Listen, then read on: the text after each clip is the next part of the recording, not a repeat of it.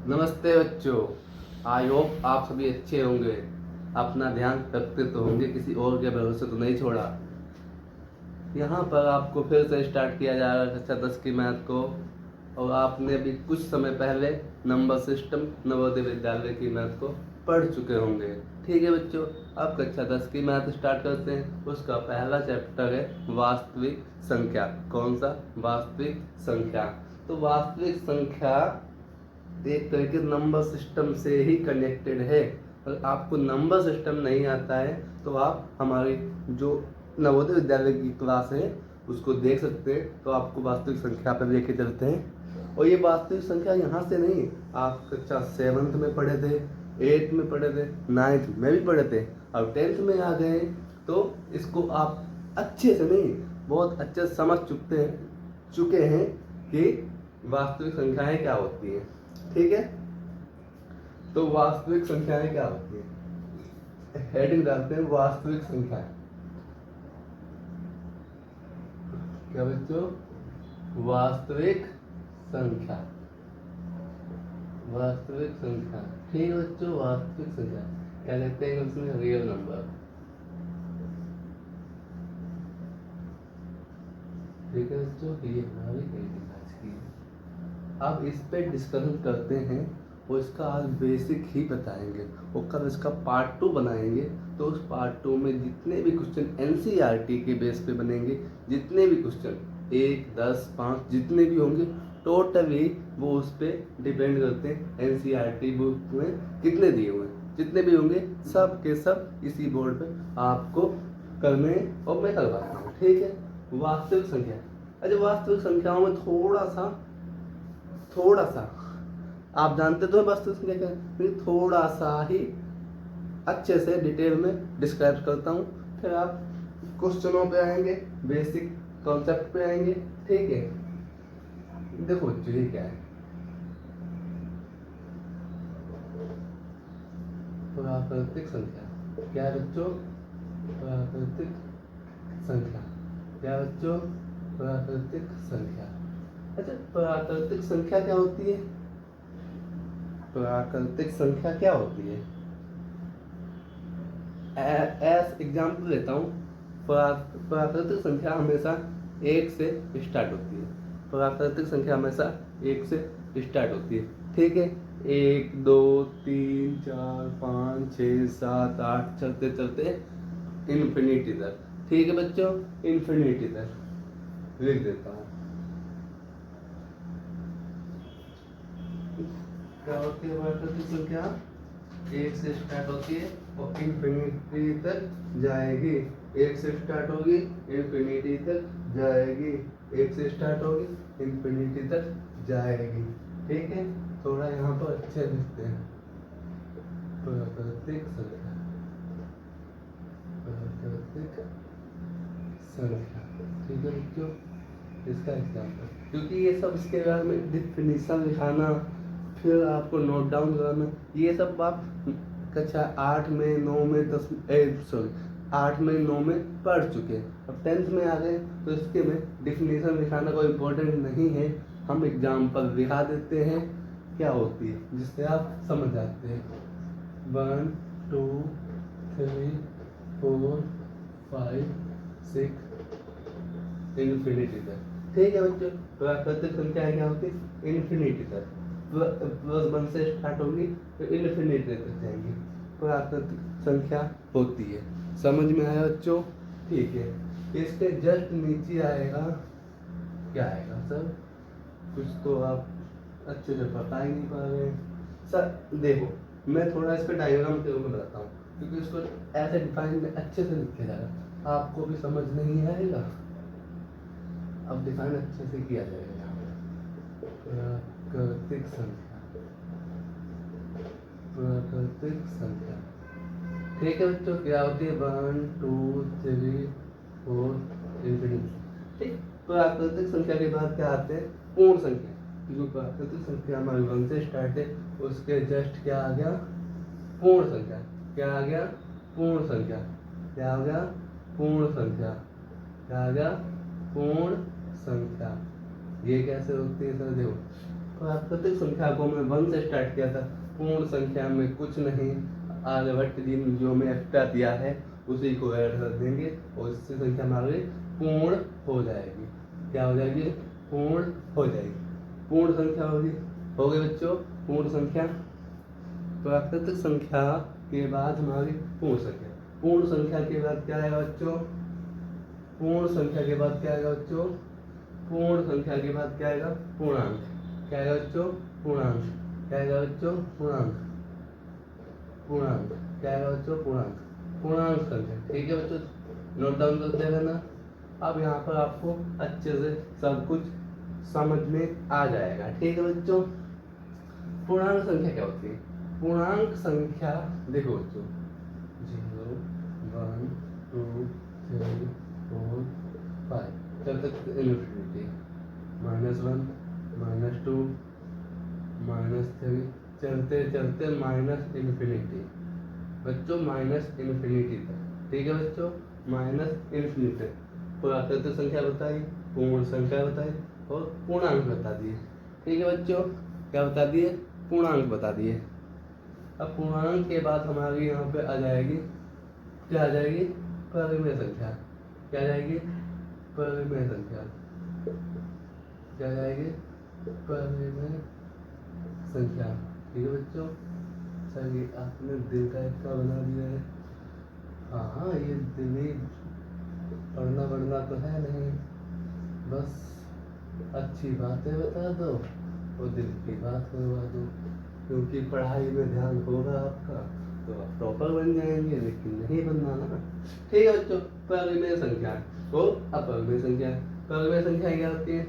जिनको हम P/Q की फॉर्म में लिख सकते हैं और Q हमारा 0 नहीं होगा। ठीक है, परिमेय संख्या जिसको हम P/Q की फॉर्म में लिख सकते हैं, Q 0 नहीं होगा। और इसको P/Q की फॉर्म में नहीं लिख सकते, नहीं लिख सकते, P/Q की फॉर्म में नहीं लिख सकते। समझ में आया बच्चों?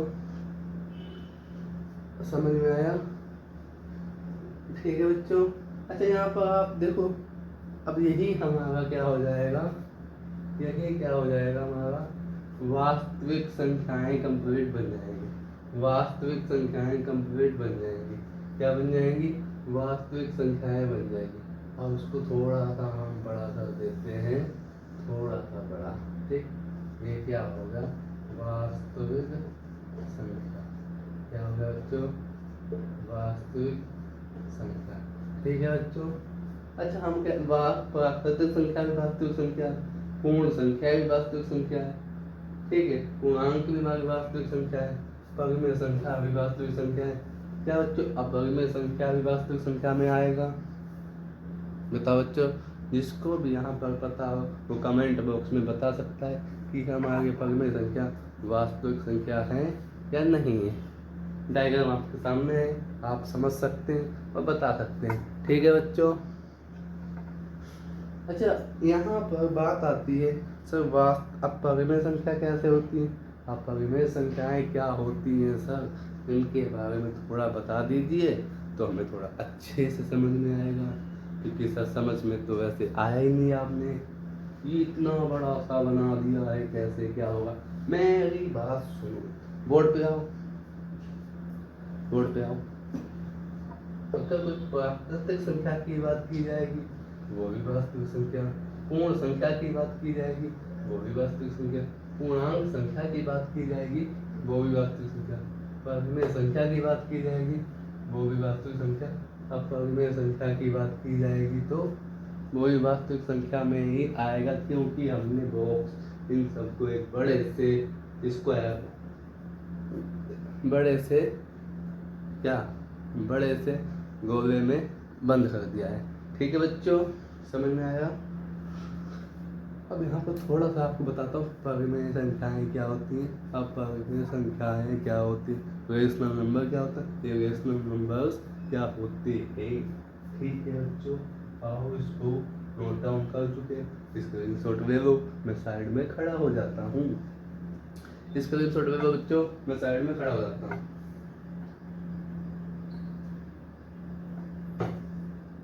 हो गया? खींच ली फोटो? आ जाऊँ बोर्ड पे? ठीक है, आ जाओ। बच्चों कहीं पे आपको कुछ समझ में ना आए तो बताना कि यहाँ पर सब समझ में नहीं आया है, इसका क्या किया चाहिए। ठीक है, मैंने आपको क्या बताया? प्रविलय संख्या के बारे में बताते हैं। इसको बीच से 2 पार्ट में डिवाइड कर देंगे, जैसे जैसे जैसे यहाँ पर प्रविलय संख्या अपरिमेय संख्या। और आपका जो लिखने वाला पेन है ना, थोड़ा सा फीका पड़ गया, थोड़ा सा फीका पड़ गया। चलिए कोई बात नहीं, अब इसको थोड़ा चेंजमेंट करते हैं। पहले इस डिफिनीशन की बात की जाए, इन हेडिंगों की बात की जाए, इसको फिनिश करते हैं और फिर आगे बढ़ते। मैंने आपको बताया, जस्ट इससे थोड़ा सा पहले जाओगे तो मैंने आपको बताया इनको P/Q की फॉर्म में लिख सकते हैं, इसको P/Q की फॉर्म में नहीं लिख सकते हैं। समझ गए बच्चों? अब यहाँ पर कंप्लीट लिखाऊंगा नहीं डिफिनीशन, थोड़ा ध्यान से सुनो। मैंने बताया इसको P/Q की फॉर्म में लिख सकते हैं, लिख सकते हैं। और यहाँ पर Q जो होगा वो नहीं हो सकता। ठीक है बच्चों, जैसे मैंने लिखा 2 5 3 4 1, क्योंकि देखो यहाँ पर एग्जाम्पल दे रहा हूँ। ठीक है, 2/1, 5/1, 3/1, 4/1, मतलब जिसके नीचे कुछ नहीं है, जिसके नीचे कुछ नहीं उसके नीचे हमेशा 1 आता है। तभी मैंने कहा जो क्यों हो विचीय वो नहीं हो सकता। समझ में आया? यहाँ पर इसको आप अच्छे से समझ चुके हैं। ये मैंने क्या बताया रेशनल नंबर को कि P/Q की फॉर्म में लिखा जा सकता है, Q नॉट 0। ठीक है, कॉन्सेप्ट यहाँ पे कंप्लीट हुआ ना? समझ में आया? कोई आपको डाउट नहीं है यहाँ पर? अगर है तो आप पूछो, मैं खड़ा हूँ आपको बताने के लिए, पूछो। सर कंप्लीट, आगे बढ़े? ठीक है, आगे बढ़ता हूँ। तो आ जाओ अपरिमेय संख्या में, अपरिमेय संख्या। ठीक, रेशनल नंबर, इसको मैंने बताया P/Q की फॉर्म में नहीं लिख सकते, P/Q की फॉर्म में नहीं लिख सकते, नहीं लिख सकते। ठीक है, P/Q की फॉर्म में नहीं लिख सकते। अच्छा, बात की जाए रूट, क्या बॉक्स बना दिया, root 2, root 3, root 5, root 7। Sir क्यों? इसके नीचे 1 नहीं आएगा, इसके नीचे 1 नहीं आएगा, इसके नीचे 1 नहीं आएगा, इसके नीचे 1 नहीं आएगा। बताओ, ये तो बात है। क्योंकि सर आपने कहा है कि जिसके नीचे कुछ नहीं होता उसके नीचे 1 होता है, जिसके नीचे कुछ नहीं होता उसके नीचे 1 होता है। ठीक है, अब देखो यहाँ पे ये हमारे नंबर है, एक पूर्णांक नंबर है। क्या है?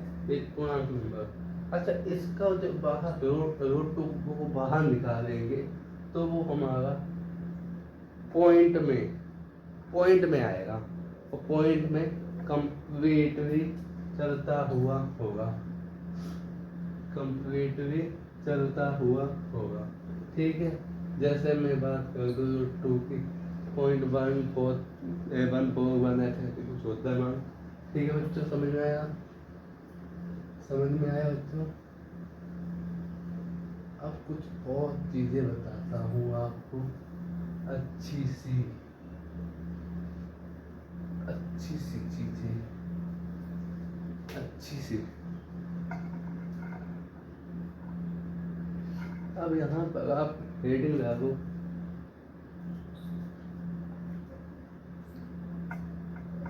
यहाँ पर हेडिंग डाल सकते हो आप गुणनखंड और गुणज, फैक्टर एंड मल्टीप्लिकेशन, गुणनखंड एंड गुणज। क्या हेडिंग? गुणनखंड एंड गुणज। तो हम गुणनखंड, ये सर क्या होते हैं बेटा? फैक्टर होते हैं। क्या होते हैं? फैक्टर। गुणज क्या होते हैं? मल्टीप्लिकेशन बच्चों। थोड़ी इंग्लिश में भी कमजोर है, तो थोड़ा सा मिस्टेक हो जाए ना तो कमेंट बॉक्स में लिख देना, सर आपकी इंग्लिश में यहाँ पर इस स्पेलिंग के नीचे इस वर्ड में मिस्टेक है।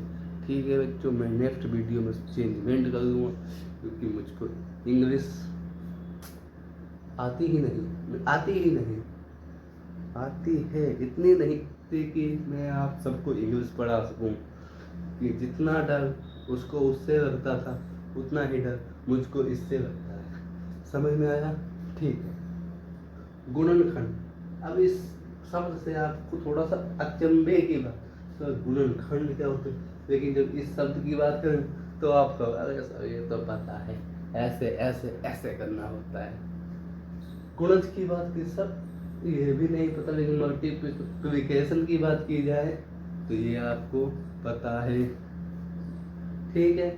अब देखो, हिंदी जो है वो इंग्लिश से कई गुना हार्ड है।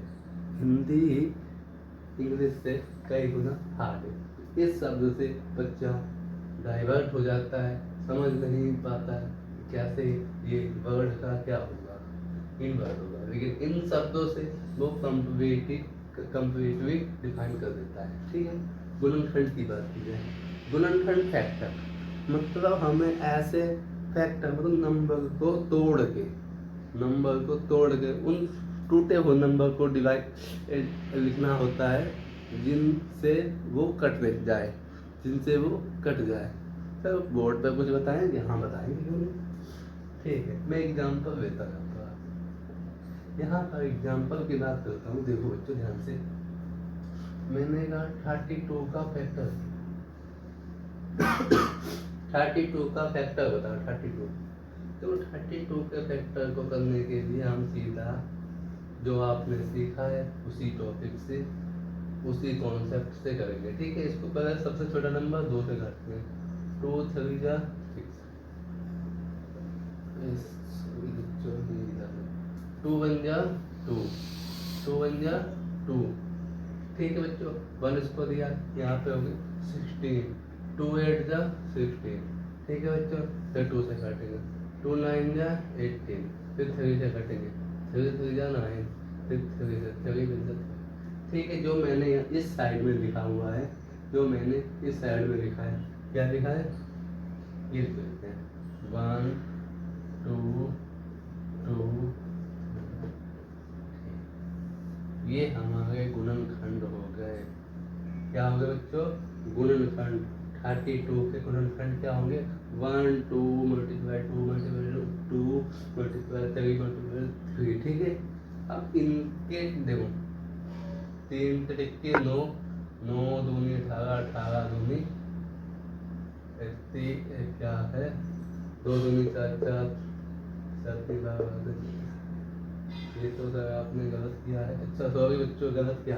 यहाँ पे 32 है, यहाँ पे 36, ये 36 का भी किया है, तो सॉरी बच्चों, इसको मिटा नहीं सकता है, मैं यहाँ पे 36 कर देता हूँ, बाकी गुणनखंड सही है। ठीक है। अब 1 2 जा 2, 2 2 जा 4, 4 3 जा 12, 12 3 जा 36। ठीक है। अब 36 आ गया, तो 36 के ये वो फैक्टर्स हैं, ये वो नंबर्स हैं जो इसको पूर्णतः डिवाइड कर देंगे। ठीक है। पूर्णतः डिवाइड कर देंगे। अब गुणज की बात की जाए, किस नंबर की? गुणज की बात की जाए, गुणज क्या होता है? उसके टेबल में आने वाले नंबर, उसके पहाड़े में आने वाले नंबर, गुणज। जैसे मैं बात करूं 5 के गुणज क्या होंगे? 5 के गुणज इसके 5 का गुणज 10 हो जाएगा, 5 का 15 हो जाएगा, 5 का 20 हो जाएगा, 5 का 25 हो जाएगा, 5 का 30 हो जाएगा, ऐसे भी आगे बहुत से। ठीक है, आप गुणज को आप देख सकते हैं, एक 5 नंबर जो इसको भी डिवाइड करता है, इसको भी डिवाइड करता है, इसको भी डिवाइड करता है। और आप ये भी कह सकते हैं सर ये सब नंबर जो हैं ये 5 के टेबल में मतलब पहाड़े में आते हैं। सही बात है, पहाड़े में आते हैं।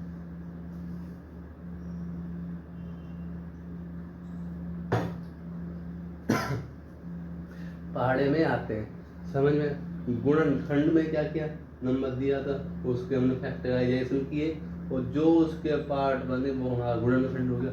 लेकिन मल्टीप्लिकेशन में गुणन में ऐसा नहीं था, हमें वो नंबर दिया और उस नंबर से रिलेटेड जितने भी नंबर बनेंगे, उस नंबर से रिलेटेड जितने भी नंबर बनेंगे जिसमें उसका वो पहाड़े में आते हों या उससे डिवाइड होते हैं। जैसे कि 10 है, 10 को 5 से डिवाइड किया जाता है, 20 को भी, 25 को भी और 30 को भी 5 से डिवाइड किया जा सकता है। ठीक है, और यहाँ पर क्या सकते हैं, देखो इसको भी कह सकते हैं 1 से डिवाइड, 2 से डिवाइड, 2 से डिवाइड, 3 से डिवाइड, 3 से डिवाइड। लेकिन ये हमारे फैक्टर है, ये हमारे फैक्टर।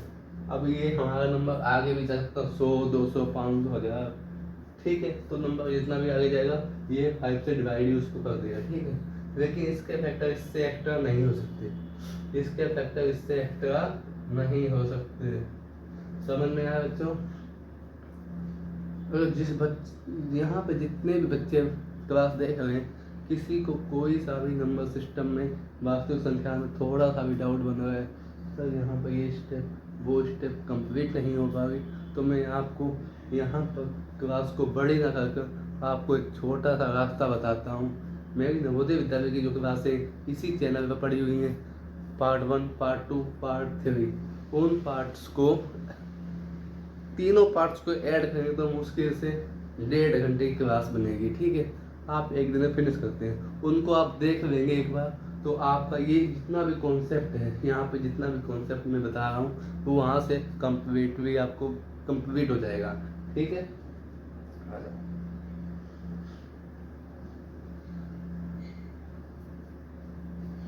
इन बच्चों में ऐसे कौन से बच्चे जिनको LCM HCF के बारे में पता है? कितने बच्चे जो LCM HCF बता सकते हैं? LCM least common multiple, highest common factor, समझ में है। अब मल्टीपल भी पता है, फैक्टर भी सीखा, मतलब लीस्ट कॉमन मतलब छोटे से छोटा, हाईएस्ट कॉमन मतलब बड़े से बड़ा। ठीक है, अब यहाँ पर थोड़ा सा बीच में इसको 2 पार्टों में डिवाइड करते हैं। आपके उसके बीच की जो बीच में डिफिनीशन डिस्टेंस है, जो आपके उसके बीच को डिवाइड करने की रास्ता है, वो यहाँ से जाती है। ठीक है, आप यहाँ सफल हो जाएंगे, वो इधर आ जाएगी। किस चीज़ की बात कर रहा हूँ, थोड़ा माइंड को ध्यान दो। मैंने कहा है वो इधर आ जाएगी, वो का मतलब एग्जाम डेट, वो का मतलब एग्जाम डेट। ठीक है सर, आप तो डबल मीनिंग बात बता देते हैं, हम तो कुछ गलत ही समझ बैठे। हाँ बच्चों, गलत तो समझोगे ही क्योंकि आपको पता है। ठीक है, least common multiple, highest common factor. अच्छा, LCM की बात की जाए, जैसे एग्जाम्पल यहाँ पर लेता हूँ 2, 3, 2, 3 का LCM बताओ, 2, 3 का LCM बताओ, 2, 3 का LCM। ठीक है, तो यहाँ पर देखो 2 LCM निकालने के लिए हम वही करते हैं, 2, 3, 2 1 2। ठीक है बच्चों, तो क्या हो गया इसका LCM 2 मल्टीप्लाई 6।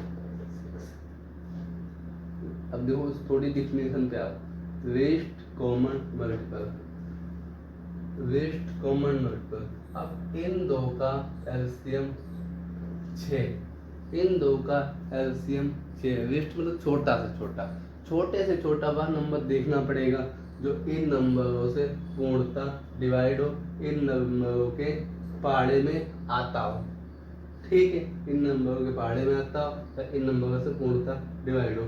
लिस्ट, क्योंकि अगर हम यहाँ पर ये भी कर सकते थे सर 12 भी होगा, सर यहाँ पर 12 के बाद 24 भी होगा, ठीक है 24 भी होगा, सर 18 भी होगा, हाँ होंगे, लेकिन यहाँ पे बात की वेस्ट कॉमन मल्टीपल, मतलब दिए गए नंबर का हमें वो छोटे से छोटा वाला नंबर निकालना पड़ेगा, जो छोटा हो उन सबके मल्टीपल हो, उनका मल्टीपल हो, मतलब उनके टेबल में और पहाड़े में आता हो। जस्ट इससे पहले मैंने मल्टीपल और फैक्टर बताए थे। ठीक है बच्चों, इसको यहाँ पर लिखा करने देता हूँ। अब यहीं पे बात करता हूँ एग्जाम्पल से। 2 3 2 3 2 3, ठीक है 2 3 2 3 का अब बताना है आपको HCF, highest common factor. Factor मैंने बताया है कि उसको डिवाइड करने वाले नंबर, ठीक है, और हाईएस्ट कॉमन एक ऐसा बड़े से बड़ा नंबर निकालना पड़ेगा आपको जो इन दोनों को डिवाइड करता हो, ठीक, इन दोनों में कॉमन हो, ऐसा नंबर जो इन दोनों को डिवाइड करता हो, इन दोनों में कॉमन हो। ठीक है, थोड़ा मैं इसको अच्छे से करना चाहूँगा जिससे आप LCM से HCF समझ जाएं। ये आपको समझ में आया ना, फैक्टर मैंने किए थे मल्टीप्लाई LCM निकाला था, तो 2 को कैसे लिखते हैं 2 × 1, ठीक है, 3 को कैसे लिखते हैं 3 × 1। तो यहाँ पर हमने क्या किया, देखो LCM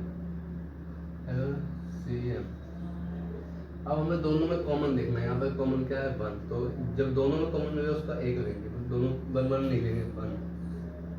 अब इन दोनों में कॉमन नहीं है तो इन दोनों को दे देंगे 2 × 3 = 6। ठीक है बच्चों, ये आ गया हमारा LCM। सेम काम इसमें भी करते हैं, 2 को 2 × 1 लिस्ट कॉमन मल्टीपल था, मतलब ऐसा छोटे छोटा नंबर जो इन दोनों के टेबल में आए, इन दोनों से डिवाइड हो, छोटे से छोटा नंबर इन दोनों से डिवाइड हो। देखो 2 से भी डिवाइड होता है, 3 से भी डिवाइड होता है, ठीक। हाईएस्ट कॉमन फैक्टर ऐसा नंबर जो इन दोनों को डिवाइड करे, ऐसा नंबर जो इन दोनों को डिवाइड करता हो, हाईएस्ट कॉमन फैक्टर। तो यहाँ पर देखो इन दोनों में कॉमन क्या है 1, क्या है 1, क्या है 1, तो ये हमारा 2, 3 का HCF हो जाएगा। समझ में आया? थोड़ा एग्जाम्पल एक और ले दें, एक जिससे हमारे माइंड में ये ठूस के कुछ जाएगा। अब LCM HCF का कोई डाउट नहीं बनेगा। अच्छा जी, ठीक है, आओ बोर्ड पे देख लेते हैं बढ़िया सा एग्जाम्पल जिससे आपके कॉन्सेप्ट को क्लियरिटी मिल जाए और आप समझ पाए कि ये सब अच्छे से हो पाया कि नहीं। फिर उससे वही काम 2 पार्ट में डिवाइड कर दूँ। LCM राइटिंग तो अच्छी नहीं है, HCF, ठीक है। अब यहाँ पर एग्जाम्पल से लेंगे,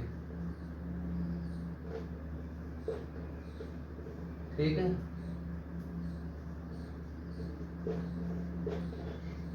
ठीक है, समझ में? ठीक, अब हम दोनों का फैक्टर कर लेते हैं, दोनों के फैक्टर कर लेते हैं। देखो यहाँ पर हम पहले निकालेंगे 12 का फैक्टर, 2 6 × 12, 2 3 × 6, 3 बन जाता है, ठीक है। और सेम काम इसका भी कर लेंगे 36 का, 2 8 × 30, 2 18, 2 9 × 3 3 × 3, ठीक है। अब हम इसके फैक्टर्स को यहाँ पे लिखते हैं। तो 12 के कितने फैक्टर्स बन गए 2 मल्टीप्लाई 2 मल्टीप्लाई 3 मल्टीप्लाई 1, 36 के कितने फैक्टर बन गए? 2 मल्टीप्लाई 2 मल्टीप्लाई 3 मल्टीप्लाई 3 मल्टीप्लाई 1। ठीक है, ये हमने दोनों के अलग अलग फैक्टर भी वहाँ पे साथ में लिए थे, यहाँ पर अलग अलग ले दिए थे। अब यही काम इधर करते हैं, तो हमें यही सब करने से अच्छा यही हम यहाँ पे लिख दें। 12 के फैक्टर कितने हैं? 2 मल्टीप्लाई 2 मल्टीप्लाई 3 मल्टीप्लाई 1। 36 के फैक्टर कितने हैं? 2 मल्टीप्लाई 2 मल्टीप्लाई 3 मल्टीप्लाई 3 मल्टीप्लाई 1। ठीक है, सेम मतलब दोनों में हमने फैक्टर ही किए हैं, बस इसमें हाईएस्ट ऐसा कॉमन नंबर निकालना है जो इन दोनों से डिवाइड हो। इन दोनों से नहीं, इन दोनों को डिवाइड करता, सॉरी इन दोनों को डिवाइड करता हो। ठीक है, अब यहाँ पे ऐसा नंबर निकालना इन दोनों से डिवाइड हो, मतलब जो हमारा नंबर यहाँ पर आएगा इससे भी वो डिवाइड होगा, इससे भी वो डिवाइड होगा, लेकिन यहाँ पर जो नंबर आएगा वो नंबर इनको डिवाइड करेगा। समझ में आया? देखो अब हमें देखना पड़ेगा जोड़ा, जब जोड़े में भी उन जोड़ों का सिर्फ एक लेंगे। 2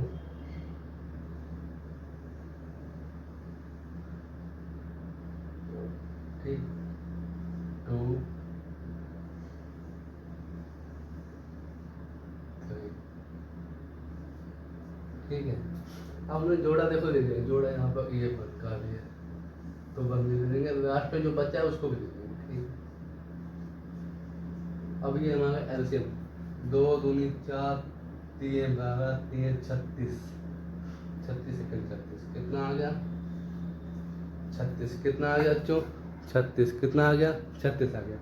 समझ में? ये हमारा ऐसा नंबर आया है जो इसके भी टेबल में आता है, इसके भी टेबल में आता है। इन दोनों का ऐसा छोटा छोटा नंबर जो इनसे डिवाइड हो, इससे भी डिवाइड होगा 36, इससे भी डिवाइड होगा 36।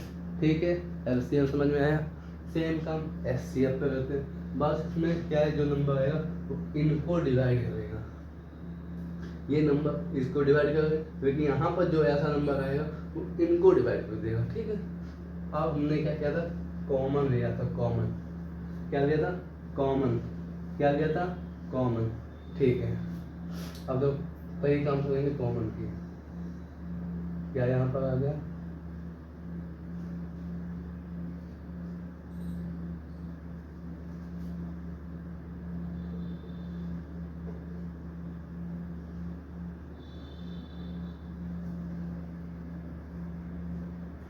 टू आ गया, क्या आ गया? 2। यहाँ पर क्या आ गया? 2 आ गया, यहाँ पर क्या आ गया? 3 आ गया। 2 दूनी 4 3 4। ठीक है, अब देखो यहाँ पर एक चीज नोटिस करो, मैंने यहाँ पर नंबर निकाला तो इन नंबरों में जो बड़ा नंबर था वो आया या उसका कोई मल्टीपल आया।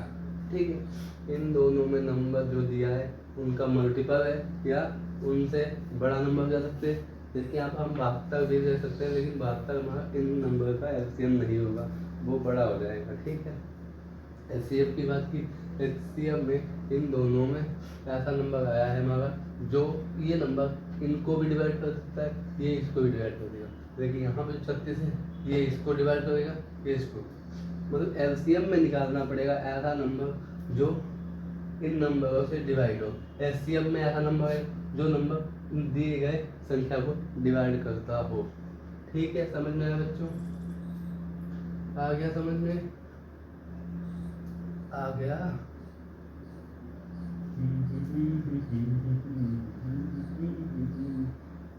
समझ में आया बच्चों? पहले यहाँ पर बात करते हैं बच्चों से थोड़ी सी कि जिस बच्चे को यहाँ पर समझ में नहीं आया है वो पहले मुझे अपने डाउट बताए कि वो क्यों नहीं समझ में आया है। अभी तक क्लास देखने लगे, ना लाइक सब्सक्राइब कमेंट कुछ नहीं किया कि सर हम आ चुके, अटेंडेंस लगा देते, किसी ने कुछ नहीं किया, अटेंडेंस लगाने कोई आया ही नहीं। कि भाई बेल आइकन होता है, बेल आइकन उसको दबाओगे ना घंटी, उस पर अंगूठा फेंक के मार दो एक बार, जिससे मुझे पता लग जाएगा ना अभी यहाँ पे बच्चे आ चुके हैं, क्लास देखने आ चुके हैं, और जिनको मैं अच्छे से पढ़ाता हूँ तो थोड़ा मुझको भी एनर्जी आ जाएगी कि मेरे सामने बच्चे बैठे हैं। ऐसे मुझे पता ही नहीं चलता कौन उस मोबाइल के पीछे बैठा हुआ है।